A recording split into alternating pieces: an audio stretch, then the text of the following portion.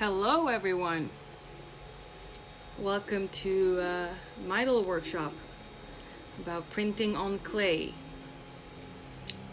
I'm just gonna... Hi Tim! Does everything look good?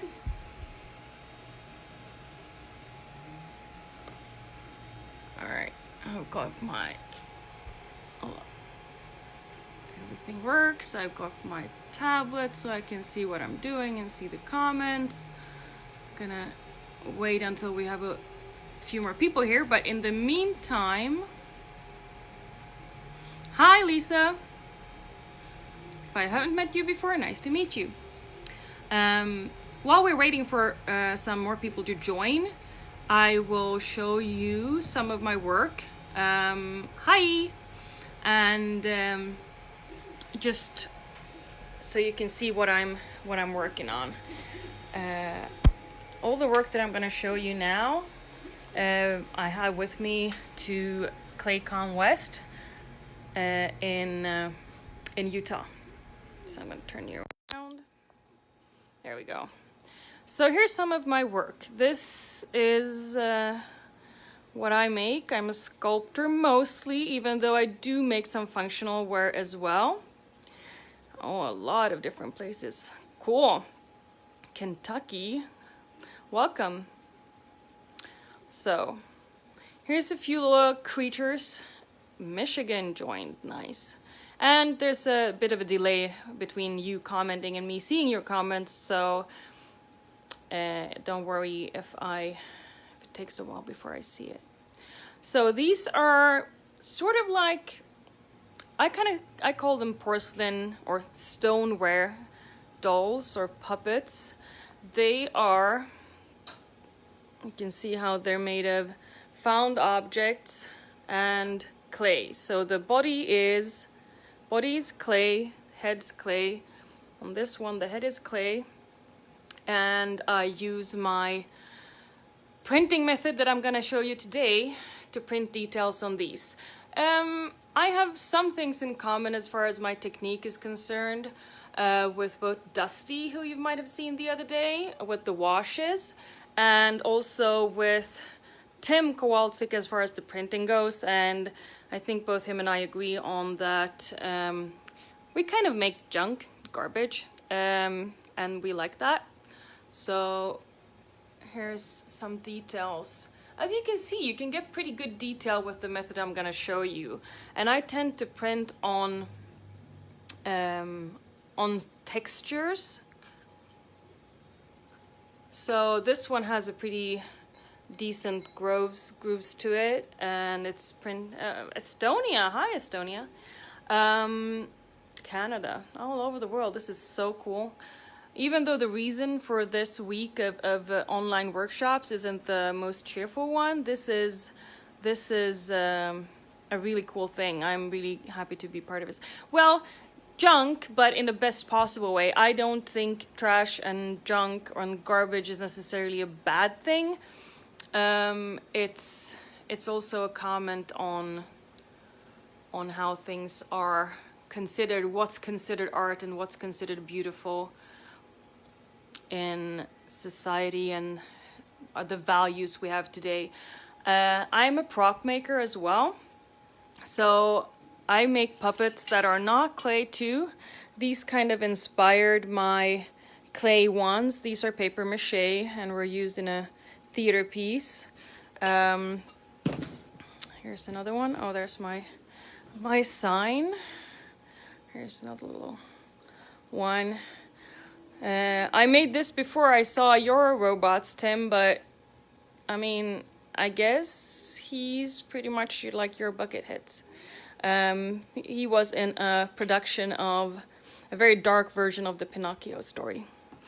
Anyways, so let's get to it. I think we have quite a lot of people here watching. My name is Victoria, if you happen to have missed that somehow.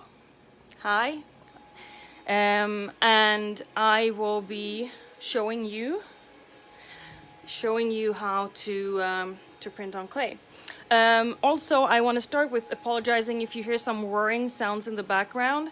I do not want to turn them off because we're actually working hard on 3D printing some supplies for medical staff who are in dire need. These are face shield holders for the hospitals who have been asking for them here. So that's just gonna run in the background. I hope the noise isn't gonna bother us. All right, back to clay.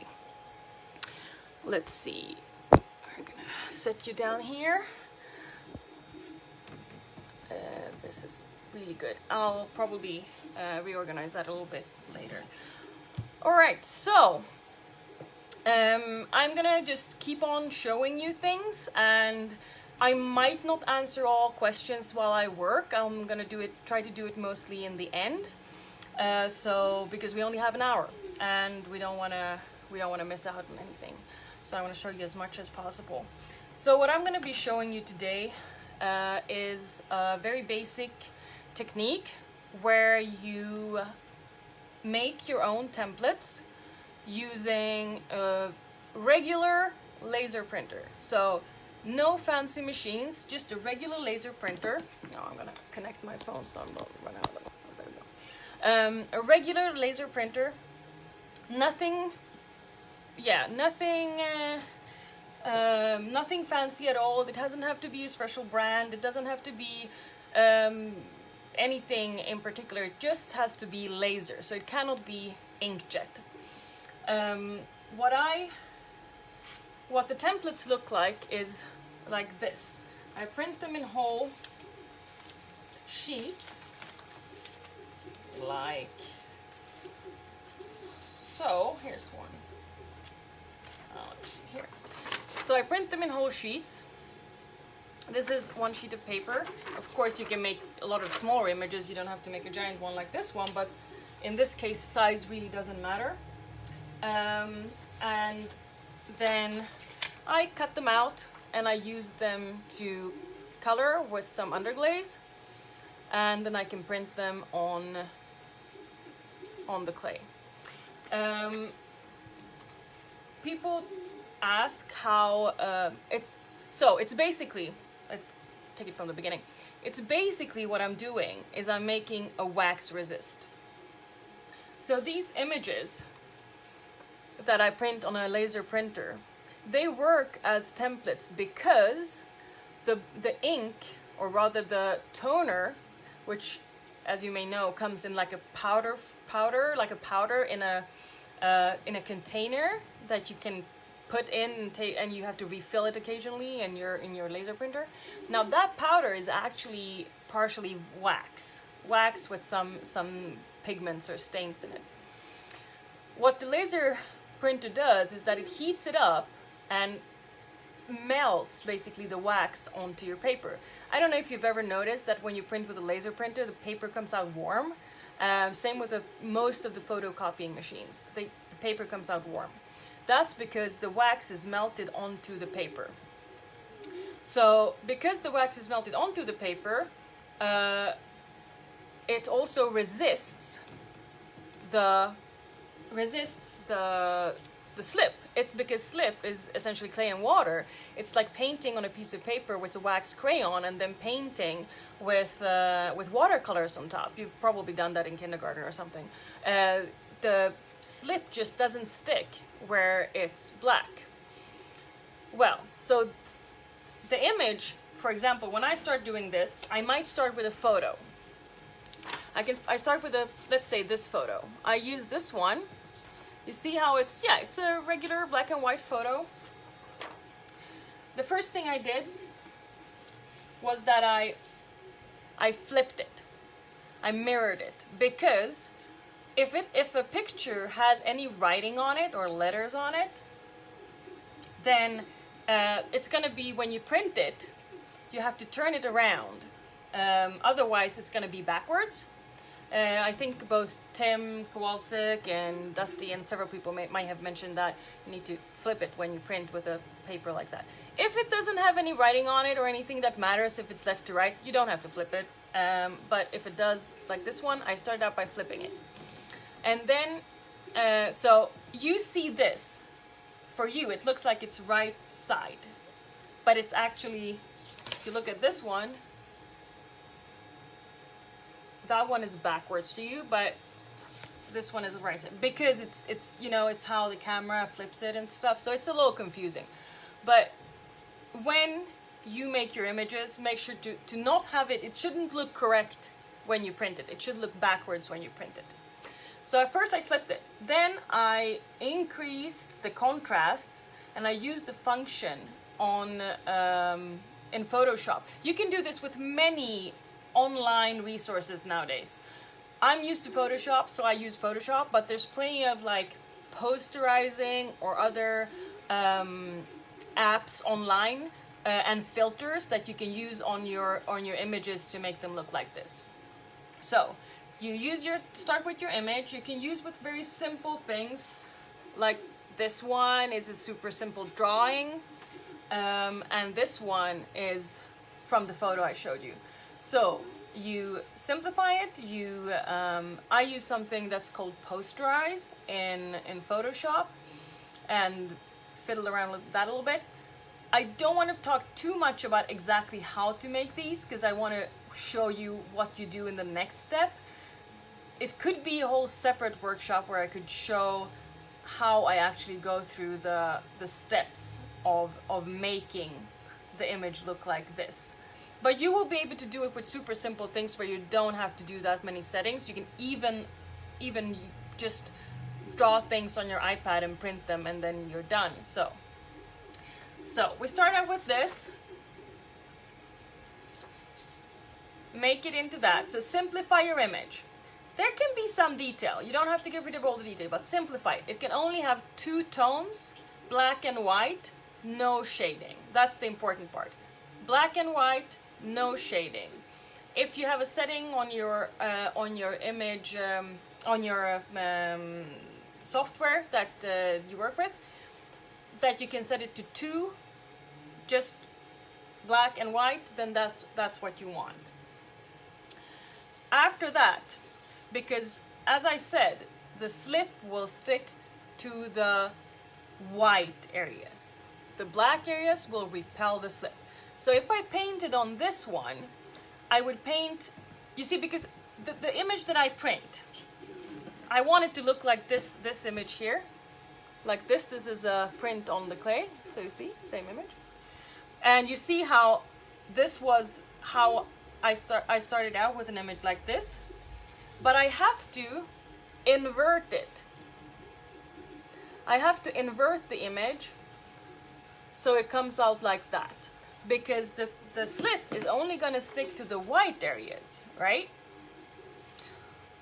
So to make it look like this, in the end, I have to invert it. All the areas you don't want there to be paint on, you need to have black. All right? I'll repeat that a few times as I go, and you can also feel free to ask questions about that in the end if there's something that's not clear.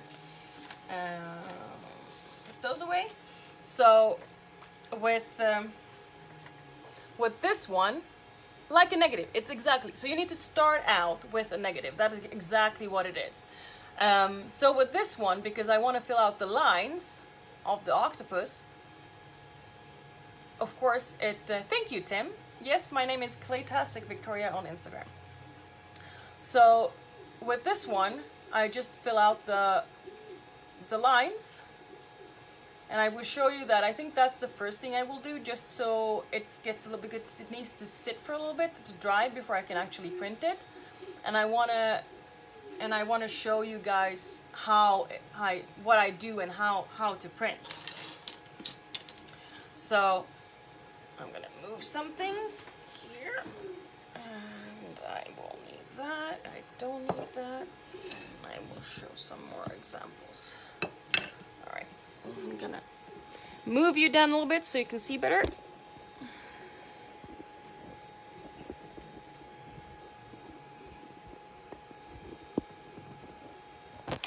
Oops, sorry, I dropped you. There we go. That should be better. All right, now you can see what I'm doing. And hey, Corey. All right, so another question you will have is, what can we use to print? You can use any or not any, but most underglazes actually. Store-bought underglazes tend to be very thick. The wax will repel to a certain degree, but it cannot repel when the slip is too thick. So, thank you. Very cool desk surface, right? So this needs to, whatever I'm using to print, I usually need to adjust how fluid it is, and maybe add a little bit of water if it's a store-bought underglaze, like the Amaco, these ones for example. They tend to be a little on the thick side. But I make my own. So I make my own underglaze. Not always, sometimes I make my own. In Sweden, where I used to live before, I didn't have actually, or it was a little bit more difficult to get good store-bought underglazes. So I always made my own, and I'm kind of partial to the one you make yourself, because you have a little bit more control over the how thick it is and how much of the stains you put in.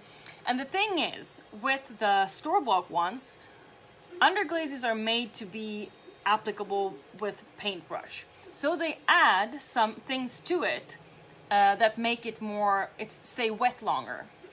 That's not always useful to me when I do this. It sometimes can even cause a problem.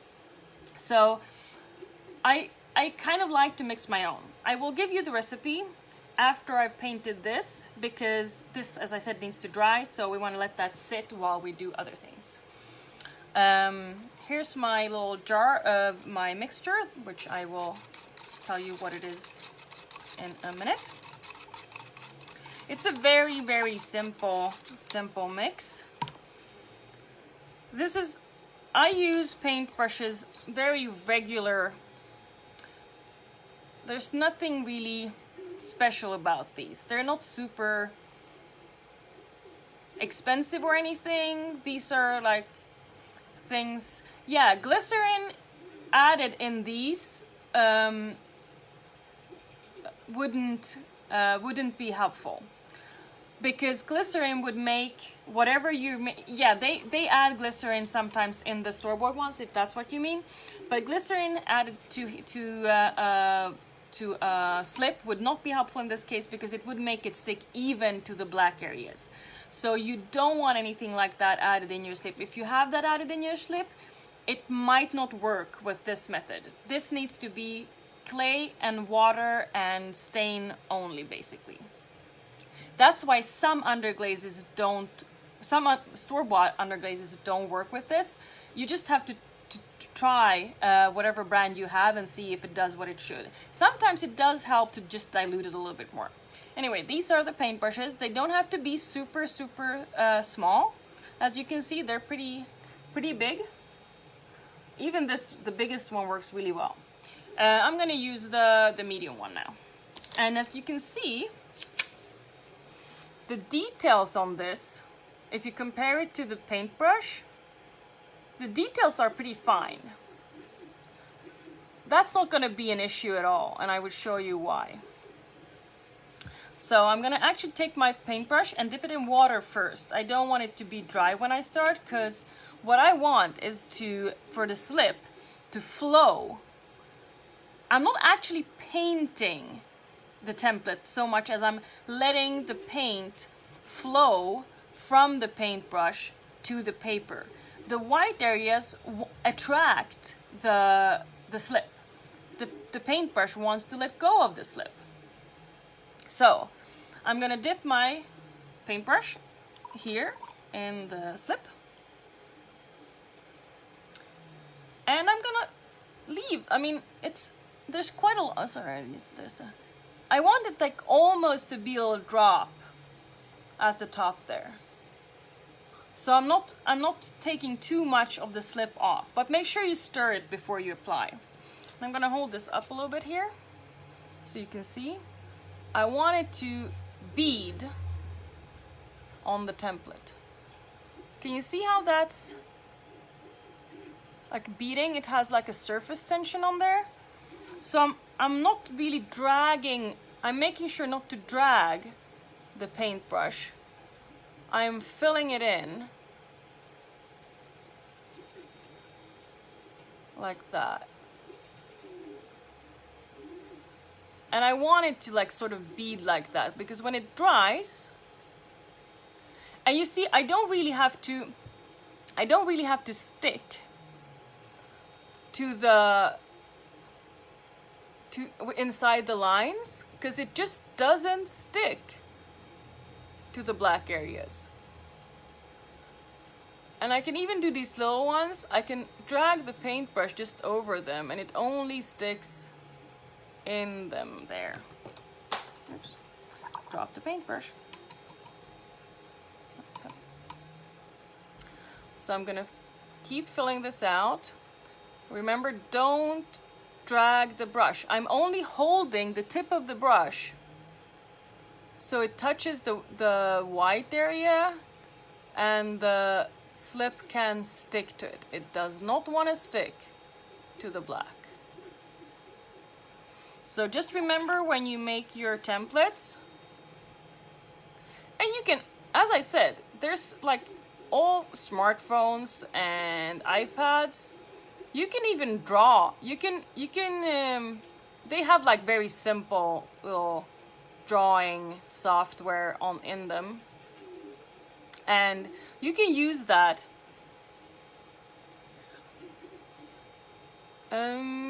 If it's small enough, could you just dip it into the slip? Oh, you mean, oh, interesting. If you mean dipping the whole template in slip, I have never tried that. That kind of sounds interesting. Maybe try it. I think it depends. So I will show you in a little bit how you can use a really big brush and paint over small details, because it depends what you're looking for. If you're looking for super precision, maybe you want to use a smaller brush. But you see how I can actually drag the brush like pretty much all over the place and it's only sticking. But if I would dip this whole thing, I would probably mostly get a slip where the white areas are, but I would get like a tiny bit of beading on the black probably, which might not be a problem. Like sometimes I do like when the print is a little uneven and has some spots or stains or things. I'm painting this on purpose pretty quickly and not very carefully, just so you can see how easy it is. Okay, so this one is now completely painted in.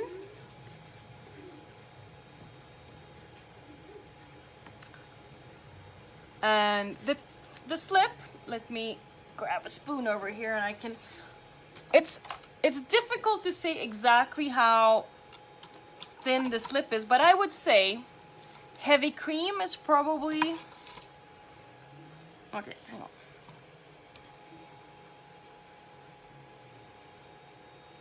So it's pretty watery, probably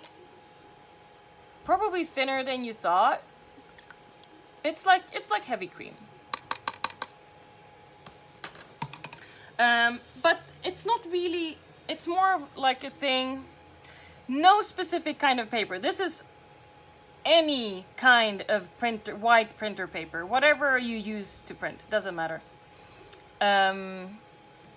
Only laser. So it has to be a laser printer because inkjet will does not have wax. It has ink. And we want the wax because the wax is what repels the slip. But it doesn't have to be any particular kind of laser at all. Just any brand. The cheapest will do as well. If you don't have a laser printer and you want to try this technique, you can also print on whatever printer you have, take it to one of those photocopy places, or if your friend, someone, or maybe at work you have a photocopying machine. The I would say all photocopying machines are laser. So they have toner and they melt wax onto your paper. So if you photocopy you can draw something. You don't even have to have a printer. You can draw something and then run it through a copying machine and then get the template. So anyways, you can see how I still have a shiny spot right there where it hasn't like set up yet. So what I'm waiting for right now is for this slip on this template to turn a little bit matte. I don't want this kind. I don't want this type of printing slip. I will tell you about some differences, but this kind of printing slip that I mix myself, I don't want it to go bone dry. I want it to, yes, exactly. Libraries are a good place to go. And yes, I mean, you can use, if you have a color laser, it doesn't, if you have a color laser, it doesn't matter what color it is. Any of the colors will do the same thing. If your printer is out of black, if you have red, it absolutely doesn't matter. As long as it prints evenly, it does the same thing. All colors are wax based, so color has no significance in this case, as long as it's a laser printer. I mean, I don't know if you want to use as, usually the colors on a laser printer are more expensive than the black ones. So, and I just have a black and white one, but use any color. If you just came on and you're wondering how this is made, I will get back to I will mention how I make the negative images, or you can just go and watch the workshop from the start and see, because I do mention it in the beginning. But I will repeat myself a little bit because I know that people do tend to want to hear things more than once. All right, so this is actually perfect for printing right now. I like to call this, there's two ways to describe this. Either you can see this as the slip being almost leather hard, or, as I like to say, it's pancake. It's like time to turn the pancake consistency. So if you imagine you're making pancakes, and when the pancake batter, when you pour the pancake batter into the pan, it's shiny. When you start seeing it set around the edges and it kind of goes like, it goes matte, you know it's time to start flipping the pancake. So this is when the slip has turned into pancake consistency, or sort of leather hard. You could say that it's leather hard. I will now grab a little slab of clay and just show you how this is printed on the slab. And as every good TV chef, I have prepared. So the easiest way,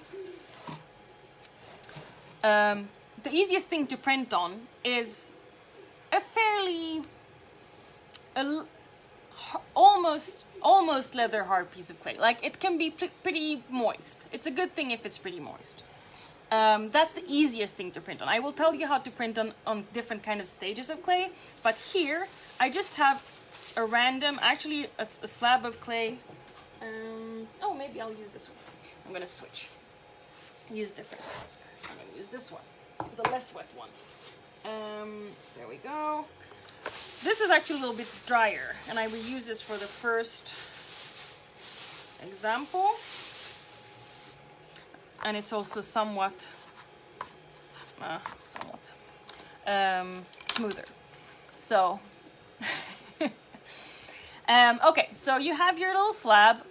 Of course, that's the easiest situation. You can print on many shapes, as you saw with my puppets. They're not flat in any way. If you see this little picture I made here, it has a lot of texture and it's a cylinder, so you can print on any shape. It doesn't have to be flat, but as a beginner, you might want to practice on something flat. So I'm going to show you this on a slab. On a slab, or any surface basically, except if it's textured though. The clay chef, yeah, that's me. So then I just smooth it out a little bit. And also what smoothing it does, if it's a slab, and if you're going to slab build something, slabs like to be sort of evened out, and you wanna pull on them in all directions. And also moving, you may have noticed that clay, when it's laying still, it kind of tends to get stiff and hard. But if you start moving it around, it gets a little bit more moist. You start moving the particles around again, and you bring out the moisture. So by smoothing it, you're not only just smoothing it, you're also making the top layer of the clay a little bit more moist, which we like in this case because we want the template to stick easily. If your clay would be a little bit dry, you can also use a sponge and just quickly go over it. It should not be soaking wet though. There shouldn't be a slick of water on top, because then it will smudge. Your print will smudge. So I'm gonna smooth this out a little bit again.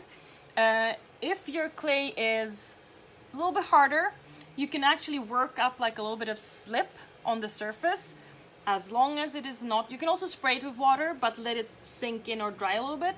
No droplets, no shiny surface. That's the only important thing to remember. So we have our little octopus here. We're gonna, remember, this is like stamping. So you do wanna like, once you put it down, you just wanna put it straight down. After it's down, you're not gonna move it. That's just gonna mess it up. So I'm putting it straight down. And I'm smoothing it out. First with just my hand, like that. And then after this, we're gonna do a little bit of rubbing. There's two things that are gonna make this print stick to the clay. Time. If we let it sit there for a while, the moisture from the clay is gonna go through to this print, and also we can do that with rubbing. Yes, so this is actually a really good technique to teach kids. I've had the youngest kids who've done this with me are around 5 years old. Brittany's daughter, if you were there on ClayCon West maybe last year, Brittany's daughter was 5 years old and did this perfectly. So yes, from 5 on up, kids can absolutely do this. I've done it in several high schools here. I've done workshops with Kevin Kowalski and with Brian Reich, and their kids did beautiful things. So that's really something you can use as a teacher. You can use rib, wooden rib, but my favorite thing to use, the stain is, it has a little bit of height to it, if that's what you're asking, if it's chunky. So it kind of sinks into the clay. The surface, it won't stick out, because when I do this, when I rub it, it does like become one with the clay. Now, if I would want it to be even chunkier, then it would definitely be a possibility. I could build up layers. So I'm gonna let this sit for a little bit, and while I let this sit, I'm gonna tell you how I mix my printing medium.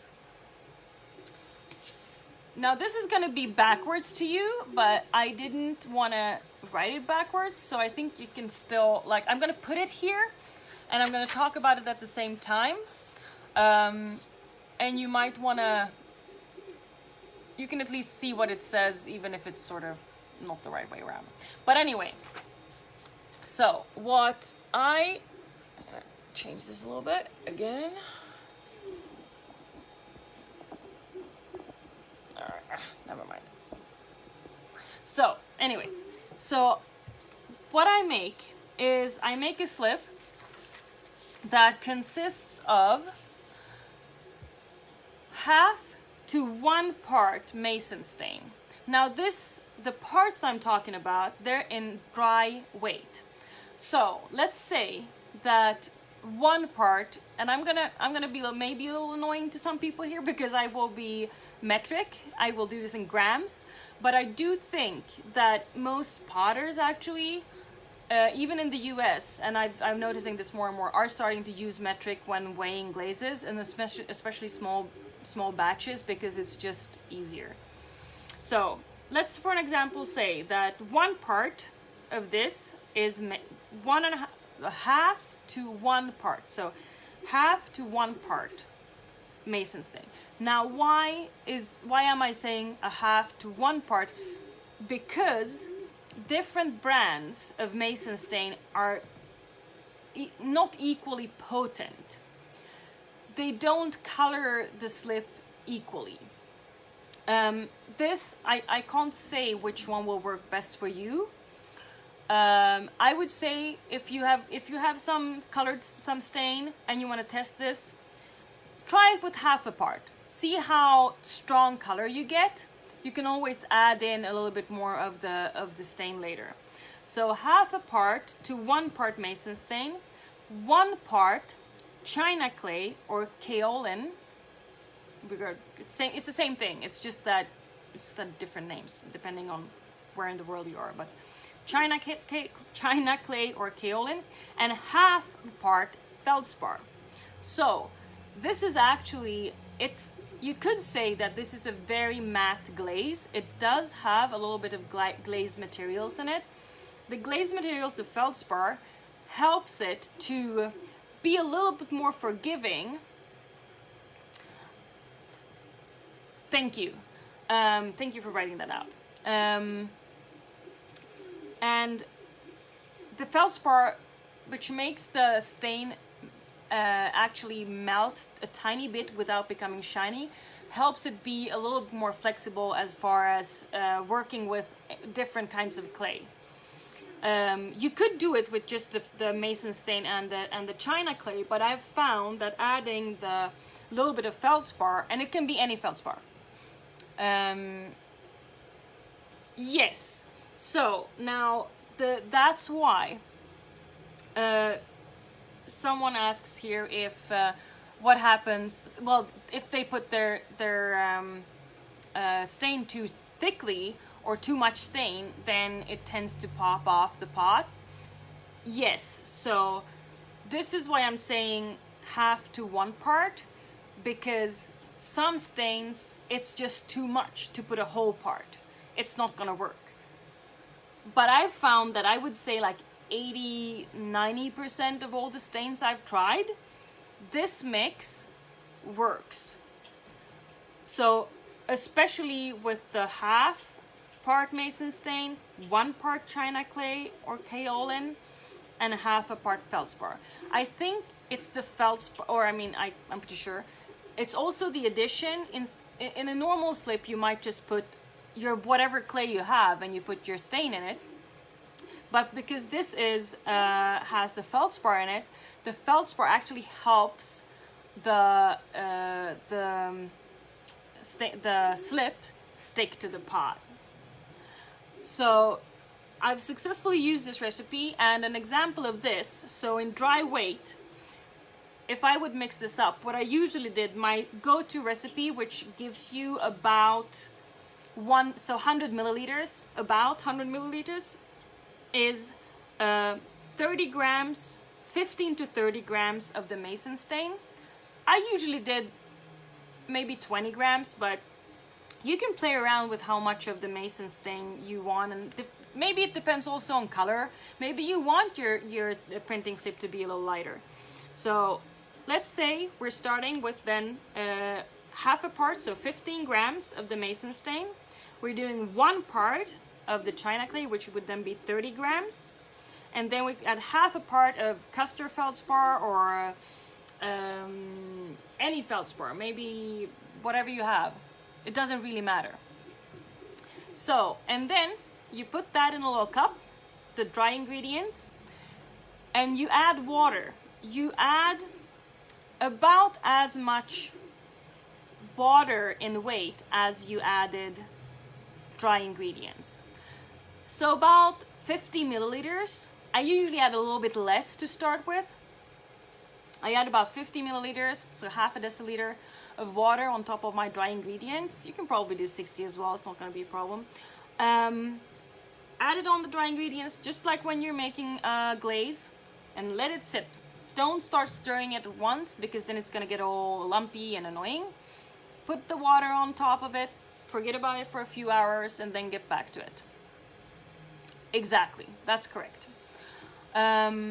So after it's been sitting for a while, you mix it up. It's gonna be way too thick, but it's easier to mix before you add all the water. So you just make sure that you have like a thick slip consistency when you start mixing it, and then you add a little bit more water, just a little bit at a time until you get the consistency you want.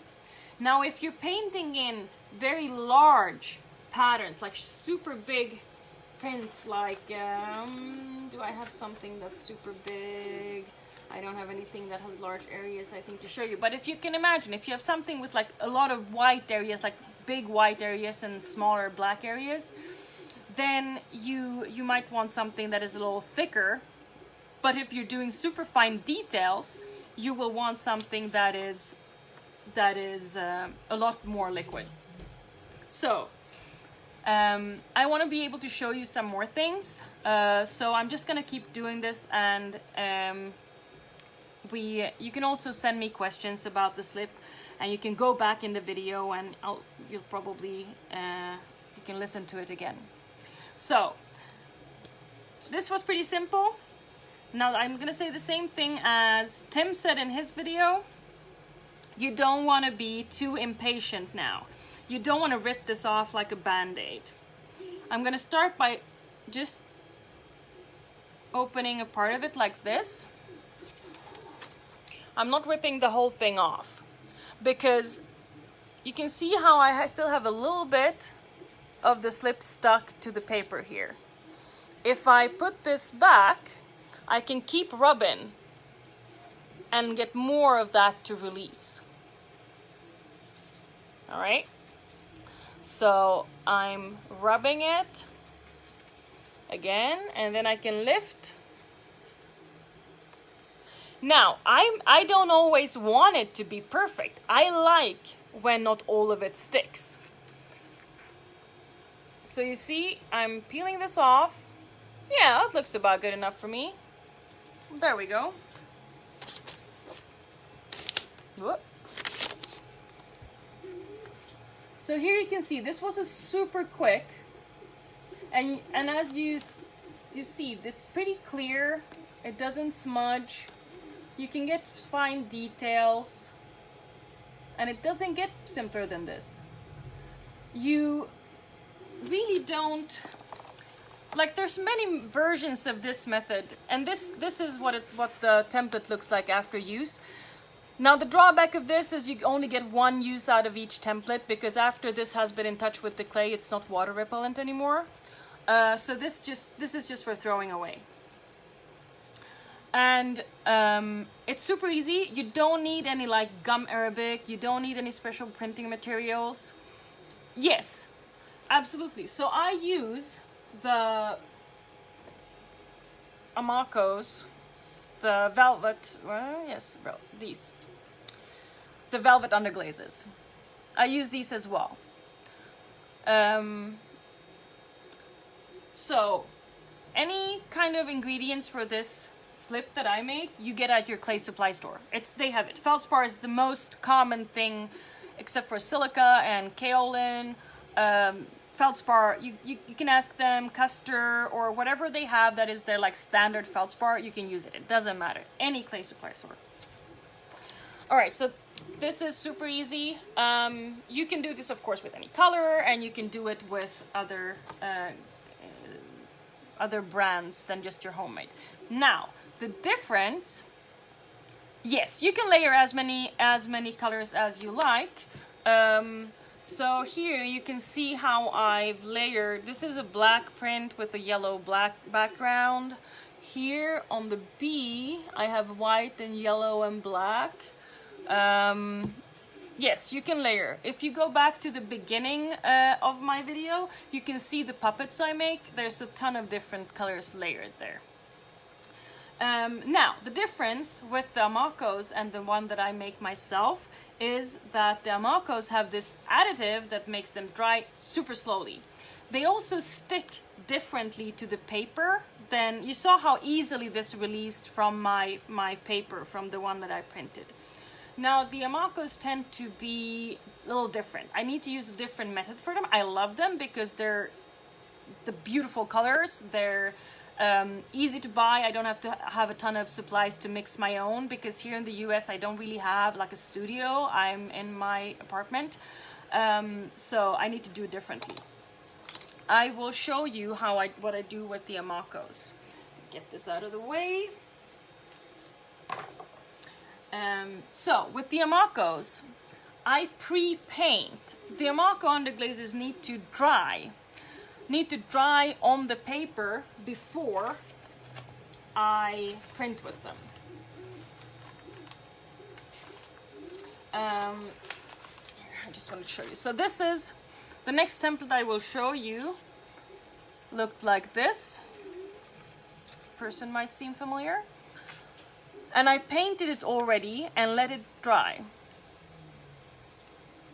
If you haven't seen the beginning, please go back and watch the video after. I'm not going to repeat that right now, so we can just go on.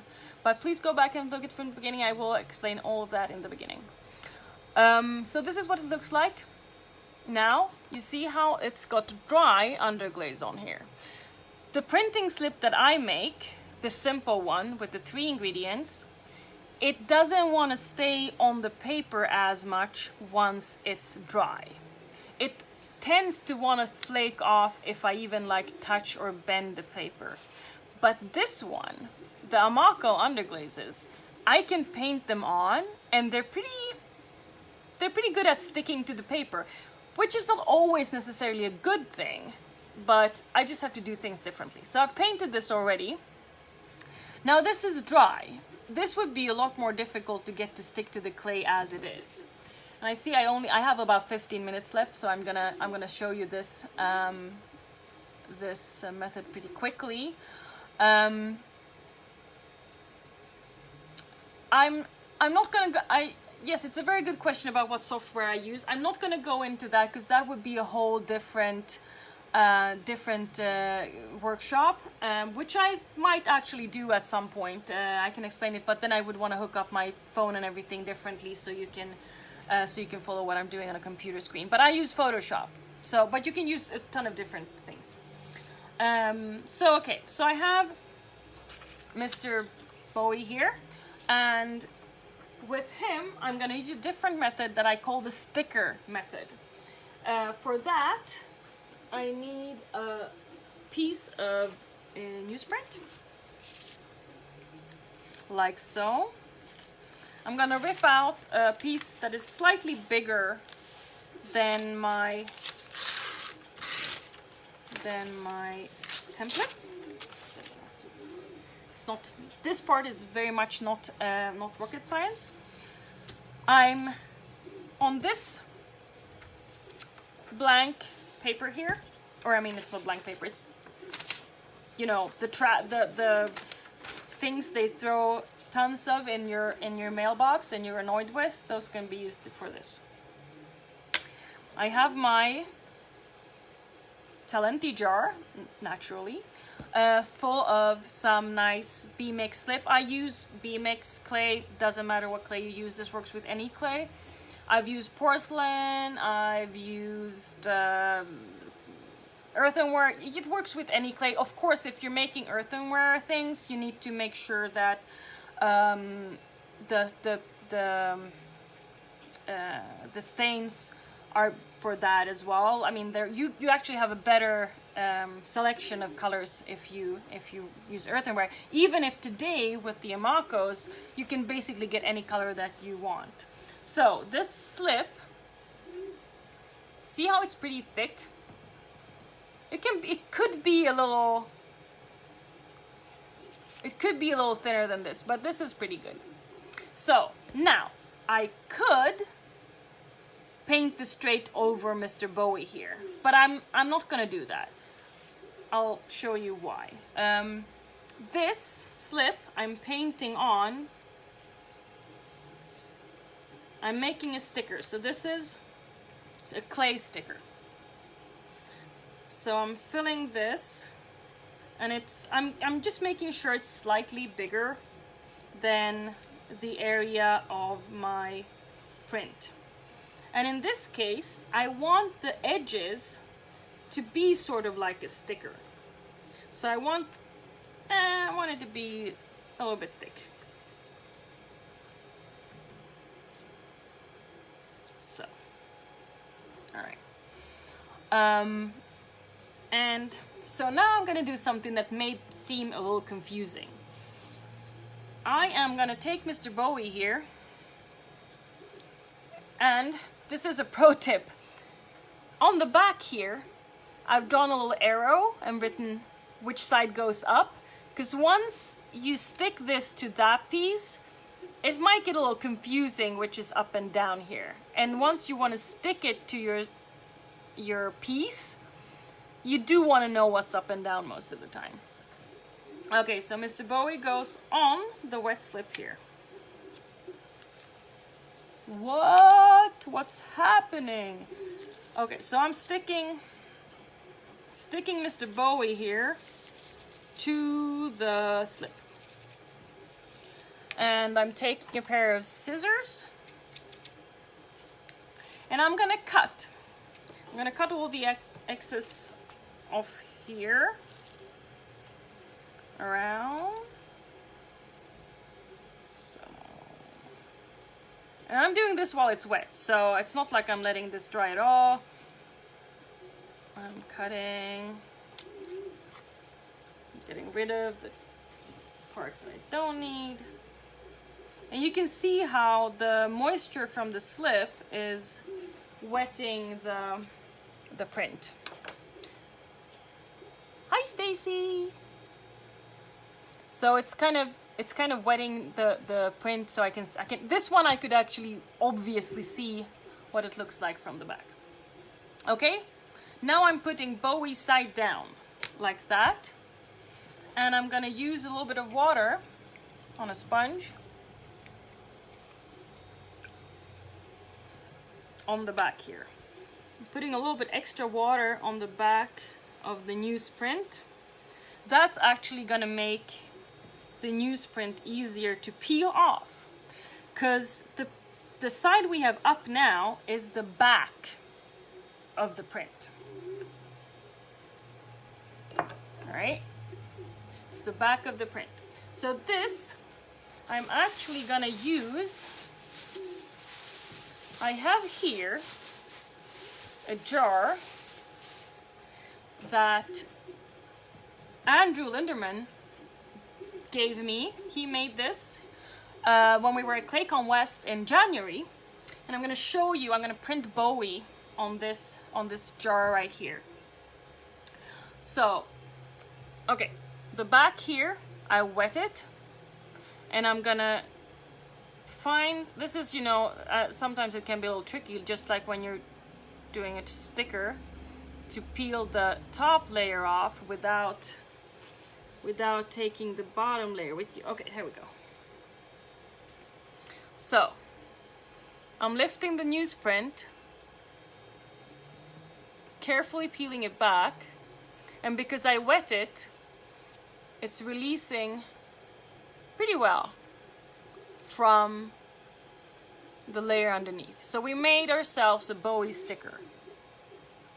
Andrew doesn't know that I'm using his jar for this specific thing, but I remembered I had it, and I was like, of course I'm gonna use Andrew's jar. So we have Bowie here. I'm checking which one is the top and bottom. Now this is a bit of an experiment here, because I don't have any of the clay that Andrew had when he made this jar. I have my B-mix. In my experience, even though people might tell you otherwise, in my experience, most of the time you can get two different types of clay to work together as long as they fire at the same temperature, and that I know these two do. So I'm just gonna chance it. This may or may not work. I have not tested these two clay types together, but I'm pretty confident it will work. Now my image is a little bit bigger than Andrew's jar here. So I'm actually gonna put this on like on an angle, and it's gonna overlap the lid. I have another 5 minutes, so this is gonna be quick. I might, if I don't have time, I don't know, Stacy, do I, is someone starting right after me, or do I have a few extra minutes if I need to? So I gently put my sticker on here, and even you see there's the like the lid, and it's kind of like I need to fold it a little bit, and you can just like, you can fiddle with it a little. This clay sticker is pretty forgiving. Like it will fold a little bit, and the paper is kind of soft. And you can even some things out after. Where did my scissors go? Oh, there's my scissors. Because if you have like folds, like on this side, you see how I have a little fold there? You can also just cut things if they seem to be in the way. So I'm gonna cut that a little. I'm gonna try to get the image there. Okay, there we go. All right. Okay, excellent. Thank you, Stacy. I have about 15 extra minutes, so then we should be fine. So, I'm gonna use my little tool here, same one as I did last time. And rub Mr. Bowie down. Now, the interesting part here, and I'm not gonna be too worried if there's like gonna be a part here that where the lid is, there's like a little ledge there. And this jar, it's actually about leather hard. It has been sitting, I had it wrapped up in plastic, and I rehydrated it a little bit last night when I came up with the idea that I should be using this for the print. So it's a good consistency to print. Now, with this method, you need to watch out a little bit if you get air bubbles. So clay will stick, but you can't have any air bubbles underneath. So you need to get rid of those. You need to like work them out. It's kind of like putting up wallpaper. I don't know if you've ever done that, but if you have, it's kind of like that. Once I peel off the paper, it will also be easier to like make sure that the clay sticks down if I have any air bubbles somewhere.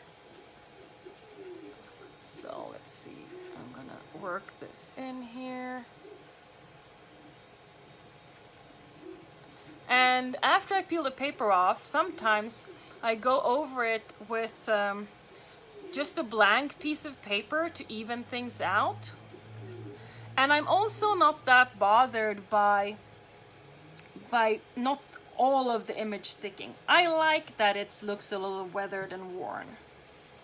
So,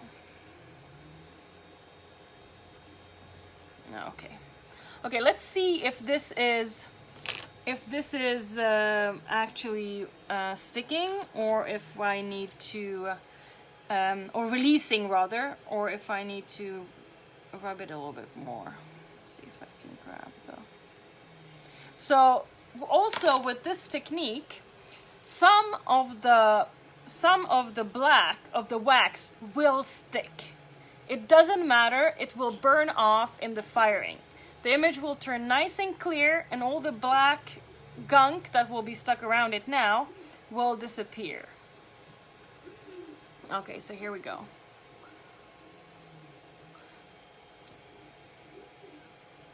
Alright.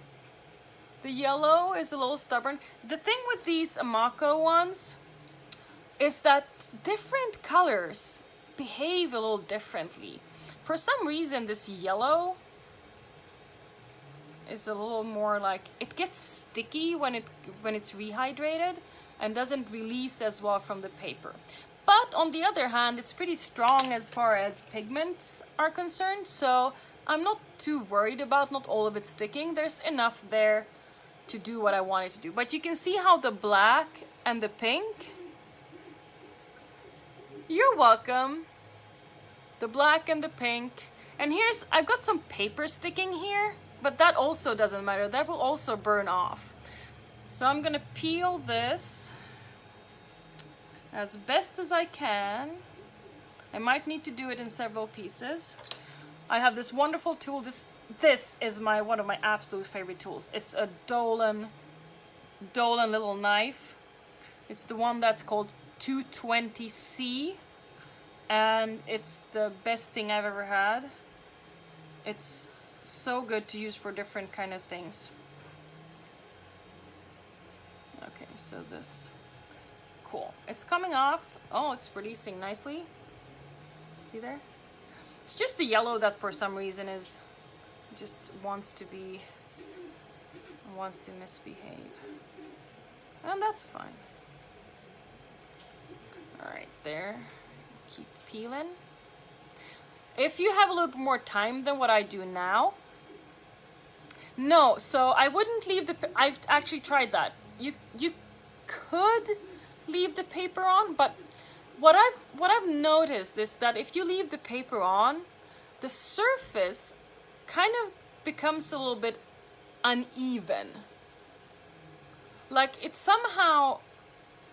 becomes more rough, because I think when it sticks to the paper, it just as it's sticking to the paper, it like lifts a little bit of the clay. It's not as smooth.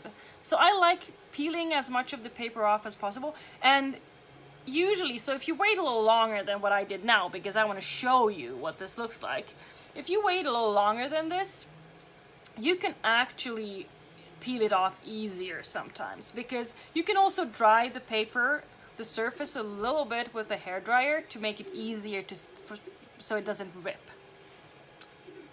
Let's see if I can get the top here. I want to show you what it looks like on right between the lid, this little ledge, and what I need to do there. Okay, so one more piece here. All right, I'm gonna fiddle with the rest later. You get the picture. This is the picture. So I've stuck it like a sticker on the jar. Now, what I usually do if I want to smooth this out, put this down. I just take, this is those, very thin garbage bags. I've just cut a little square out of it. I drape it over here, and I can smooth it over and push any little air bubbles. I don't want to have any creases. I don't want to add any creases. And if the paper left any creases, you can use a little bit of plastic up over it and even them out. You can flatten them. And you can push down on the edges, because if it's anywhere that this is going to want to try to come up, it's going to be around the edges. The surface of this jar was pretty moist. I had a little wet rag around it, so when I put this on here, it was pretty moist. If this had been a really leather hard, or truly leather hard, or even more than leather hard piece, I would probably have taken my sponge and wet the surface before I put the sticker on, because it's also gonna help the two to stay together. All right, and I'm gonna press in where the ledge is. All right. So I'm gonna let these set for a little bit, and once this is like, the image is a little drier, I'm gonna use something like this, a knife, and cut along the print, because this lid is supposed to come off, and it won't if I've not successfully stuck them together. So I'm definitely gonna do that after. And I'm gonna show you one other thing. This is gonna be a bit of an experiment, but I'll show you because this is interesting. So here's you see this paper. You can also use geometric patterns for these things. And as I said, and someone asked if they could just dip the whole thing in slip and what would happen. Well, this is sort of similar to that, because here, you see how it's not like perfect?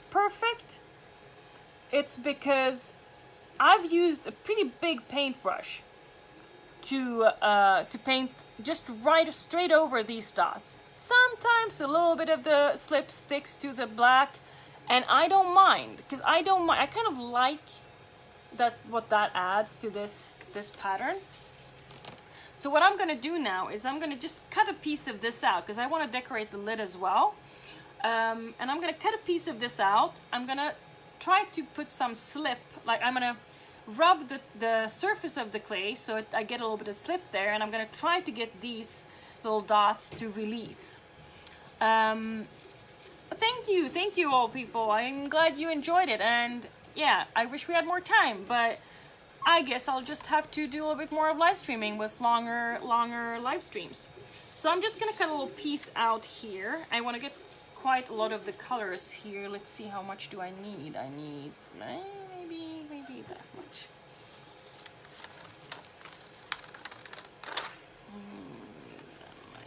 And just one little strip here. And I can show you quickly actually how well this works. So I'm just gonna take a random color here. I'm using the purple. Purple is nice, I love purple. Bigger paintbrush, super big paintbrush. I'm dipping my paintbrush in water first, because I don't want to be soaking wet, but I also don't want the paintbrush to be dry. So the slip that stuck to the lid when I shook it, I'm just gonna use that, and I'm mixing it with the water that was in the paintbrush already, so it's a little wetter than what the slip is in the jar. You see how it's also like beading in the lid there? That's pretty good. Okay, so if you look at these dots here, I'm just gonna again, I'm not pushing down on the paintbrush. I'm letting the slip that's on here flow and stick to the surface here. If it's a little thick, it will stick more, but you can see how I can move it around and it mostly sticks to the dots. Right? Okay, there you go. I have a little bit of purple sticking to the black, but considering how careless I am with painting this on, it's mostly sticking. And this is actually a pretty old print, the laser print. So there's something else to consider, is that it's not like the prints, they don't get old. They don't get like useless because they sit. But once if you touch your print, the laser print out too many times with clay on your fingers, the black waxed area is not going to be as good at repelling the clay as before. So you can save your printouts for as long as you like. Just make sure they're not in a dusty area. So okay, last thing we're gonna do is I'm gonna see if I can print on this lid using just the dots. I'm gonna use a sponge here. I'm just gonna rinse it a little bit. I don't want too much white clay on the top here. And I am going to just sponge top here so it's a little more moist. Sponge, sponge, sponge. Get a little bit of slip going there.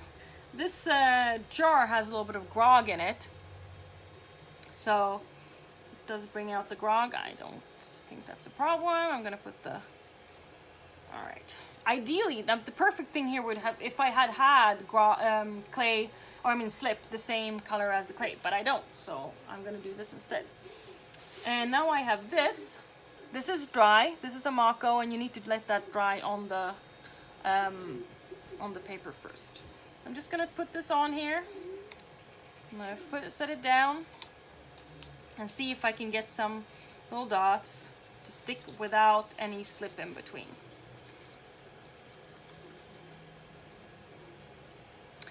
You are all most welcome, and I'm glad that that I could help out and make this week a good week, even without NCECA going on. So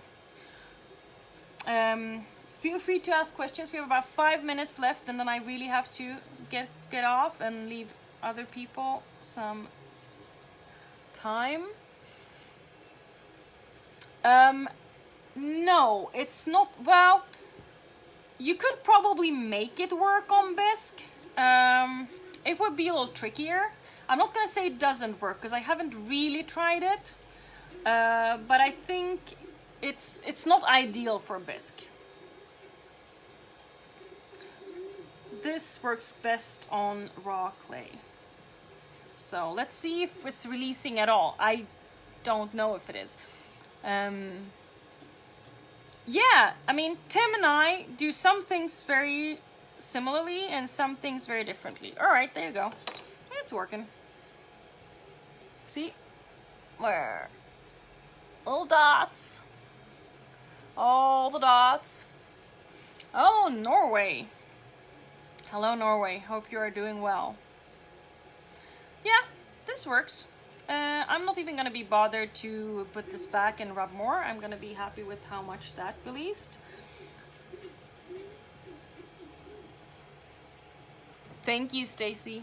So, yeah, those were completely dry. I just rubbed the surface of the clay to get a little bit more wet, and they released quite nicely. And you can see how, sure, it's not perfect little dots, but they're pretty good for having been painted on with a giant brush.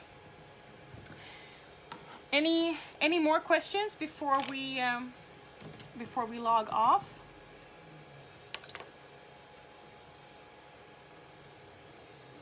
And yeah, feel free to contact me.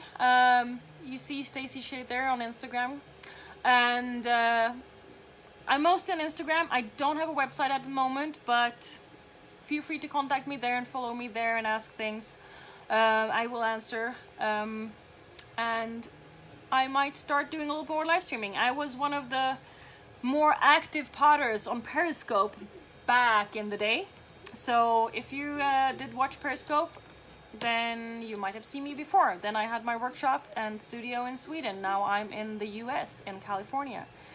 Thank you so much, everyone, for watching. I'm gonna turn this up a little bit. There we go. Thank you, everyone, for watching, and I hope to see you all in the future. Stay safe.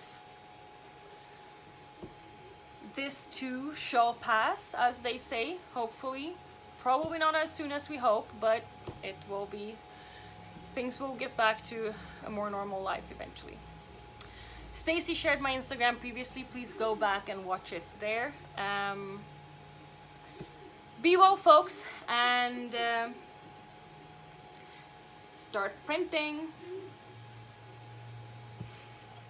You're welcome. Stay safe. Bye, everyone.